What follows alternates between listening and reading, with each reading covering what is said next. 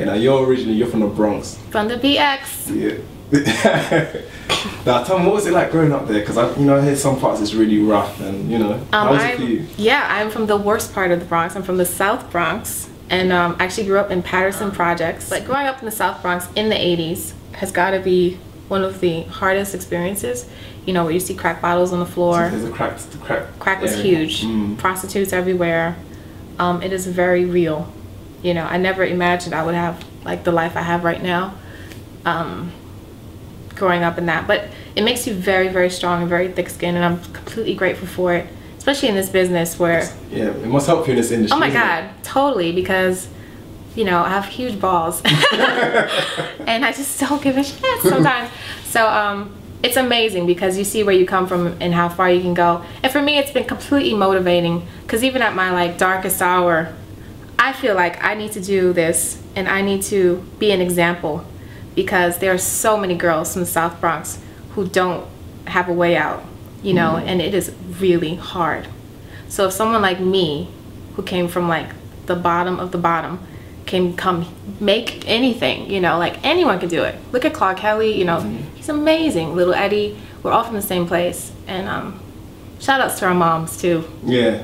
Big time. Have you gone back there? Yeah. And what's the reaction back? I don't go often, I have to say. But when I do pass it, I'm really hardly ever home at all. But when I am home, I don't live in that area anymore. Of course not. Right. I live in Riverdale now, which is a bit nicer. But I have driven past and stuff, and I'm just, it's definitely better. It's not as bad as it used to be. Like Newark, New Jersey is still really shit, but sorry. Can I curse? I don't know. You can curse. Okay, but when I drive past, I'm just like, wow, I made it. I'm so happy to not be there anymore, because I remember just praying and praying, like, I hope my mom and I get out of this situation. It is really bad. We shouldn't be here. Is it okay now? So you start to become more recognizable. You start to progress with your career. Are there, quote unquote, the freeloaders who think that you owe them something as soon as you halfway get in the door, that people think that it's your job to put now them on? Pretty much not too much, because just my personality is very straightforward. It's very New York. I say exactly what I'm thinking all the time. Right. So if someone says something I'm like thinking is dodgy, I'm just like, come on, man, get real. And also, like, for the most part, everyone that knows me knows exactly how hard I've worked, for 12 years. And 12 years been at home. I started really young, and like, I've always known what I wanted to do. So wait, so how did you, but then that's a bit crazy to me now, for 12 years, and it's only now that things are kind of picking up. How did you actually motivate yourself? Yo, you gotta do it. That's what I'm saying. Like, you just don't know what's gonna happen. I think most people don't make it because they give up. I really feel like if everybody really wants something, whatever it is, to be a doctor, to be a lawyer, be a singer, be a whatever, it will happen for you. But you have got to keep freaking going. I don't care if you're 55. Like, if it's really what you want. I mean, look at Susan Boyle. There you go. You know what I mean? You can't judge your age. You can't judge where you're living. You can't judge anything. You just don't know.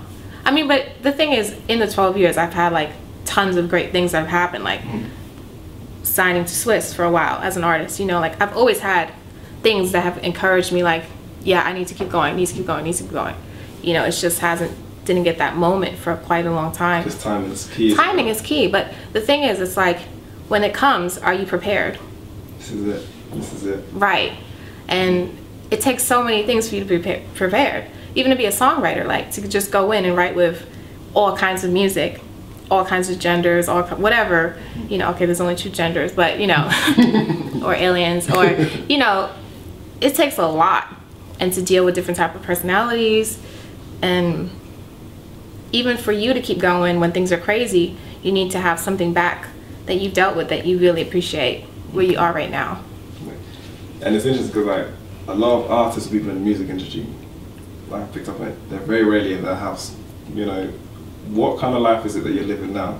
If you're very rarely even at home, is it like you have to, is your itinerary booked from here to September, October? How's it working for you now? Basically, if you don't beg and cry for a vacation, you won't get one. You're a robot, right? You're working all the time. I mean, you're working, you're on a plane. That's pretty much it. I live out of I never unpack my suitcase. Yeah. I mean, it's just always got clothes in it because I just have to leave constantly. So, you kind of don't see your house. Please, no one rob me because I see that. Does that make it difficult for you to like form relationships or to maintain the relationships that you had before? I mean, I think you need to have relationships with people who are very secure and really trusting and have their own thing going on. You know, you can't be with people who are super clingy and like, why didn't you text me back? Or, you know, like, because you know, I haven't even done all these other things, and I haven't combed my hair in 3 days. That's why. But like, it takes a special type of people around you, and I think you just kind of really need to be straightforward and honest a lot. Financially, though, does songwriting pay off? Like, just in general, what are the revenue streams for a songwriter?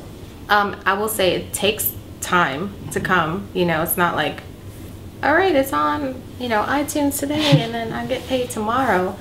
But when it does come, it's pretty great, you know, if you get a hit. And I mean, it's amazing, like, just to do what you love to do every day.